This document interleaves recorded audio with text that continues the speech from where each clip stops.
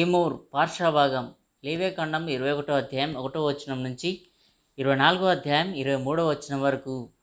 మరియు యెహోవా మోషేకు ఇలాగ సెలవిచ్చెను, దీపం నిత్యం వెలుగుచుండునట్లు ప్రదీపం కొరకు దంచి తీసిన అచ్చమైన ఒలివ నూనెను తేవలనని ఇశ్రాయేలీయులకు ఆజ్ఞాపించుము. ప్రత్యక్షపు గుడారంలో శాసనముల అడ్డతెరకు వెలుపల అహరోను సాయంకాలం మొదలుకొని ఉదయం వరకు అది వెలుగున్నట్లుగా యెహోవా సన్నిధిని దాన్ని చక్కపరచవలను. ఇది మీ తరతరములకు నిత్యమైన కట్టడ. అతడు నిర్మలమైన దీప వృక్షము మీద ప్రదీపములను యెహోవా సన్నిధిని నిత్యం చక్కపరచవలను.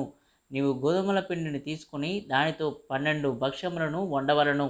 ఒక్కొక్క భక్ష్యమున సేరు సేరు పిండి ఉండవలను. యెహోవా సన్నిధిని నిర్మలమైన బల్ల మీద ఆరేసి భక్ష్యములు గల 2 దొంతులుగా వాటిని ఉంచవలను. ఒక్కొక్క దొంతి మీద స్వచ్ఛమైన సాంబ్రాన్ని ఉంచవలను. అది యెహోవా ఎదుట మీ ఆహారమునకు జ్ఞాపకార్థమైన హోమముగా ఉండును. యాజకుడు ప్రతి విశ్రాంతి దినమున నిత్య నిబంధనను బట్టి ఇశ్రాయేలీయుల యొద్ద దాన్ని తీసుకొని నిత్యం యెహోవా సన్నిధిని చక్కపరచవలను. అది అహరోనుకును అతని సంతతి వారికి ఉండవలను. వారు పరిశుద్ధ స్థలంలో దాన్ని తినవలను. నిత్యమైన కట్టడ చొప్పున యెహోవాకు చేయు హోమములలో అది అతి పరిశుద్ధం. ఇశ్రాయేలురాలగు ఒక స్త్రీని ఐగుప్తుడగు ఒక పురుషునికిని పుట్టినవాడొకడు ఇశ్రాయేళ్ల మధ్యకు వచ్చెను. ఆ ఇశ్రాయేలురాలి కుమారునికి ఒక ఇశ్రాయేలునికిని పాలెంలో పోరుపడగా ఆ ఇశ్రాయేలురాలి కుమారుడు యెహోవా నామమును దూషించి శపింపగా జనులు మోషే యొద్దకు వాణ్ణి తీసుకొని వచ్చిరి. వాని తల్లి పేరు షెలోమీతు. ఆమె దాను గోత్రికుడైన దిబ్రీ కుమార్తె. యెహోవా ఏమి సెలవిచ్చెనో తెలుసుకునే వరకు వారిని కావలిలో ఉంచిరి. అప్పుడు యెహోవా మోషేకు ఇలాగ సెలవిచ్చెను, శపించిన వారిని పాలెం వెలుపలికి తీసుకొని రమ్ము. వాని శాపవచనమును వినిన వారందరూ వాని తల మీద తమ చేతులుంచిన తర్వాత సర్వ సమాజం రాళ్లతో వాడిని చావగొట్టవలను.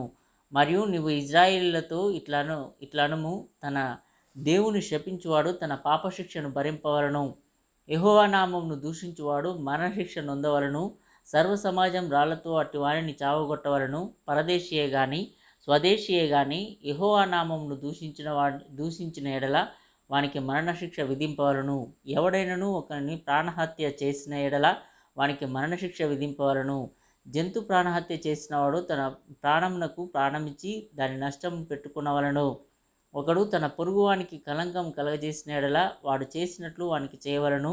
విరగొట్టబడిన దాని విషయంలో విరగొట్టబడే శిక్ష. కంటికి కన్ను, పంటికి పళ్ళు చెల్లవలను. వాడు ఒకనికి కలంకం కలగజేసినందున వానికి కలంకం కలగజేయవలను. జంతువును చావగొట్టినవాడు దాని నష్టం ఇచ్చుకునవలను. నరహత్య చేసిన వానికి మరణశిక్ష విధింపవలను. మీరు పక్షపాతం లేక తీర్పు తీర్చవలను. మీలోనున్న పరదేశికి మీరు చేసినట్లు మీ స్వదేశికిని చేయవలను. నేను మీ ఎలోహింనైన యెహోవానని వారితో చెప్పుము అనెను. కాబట్టి మోషే ఇశ్రాయేలీయులతో ఇలాగ చెప్పెను, శపించిన వారిని పాలెం వెలుపలికి తీసుకొని పోయి రాళ్లతో వారిని చావగొట్టవలను. యెహోవా మోషేకు ఆజ్ఞాపించినట్టు ఇశ్రాయేలీయులు చేసిరి.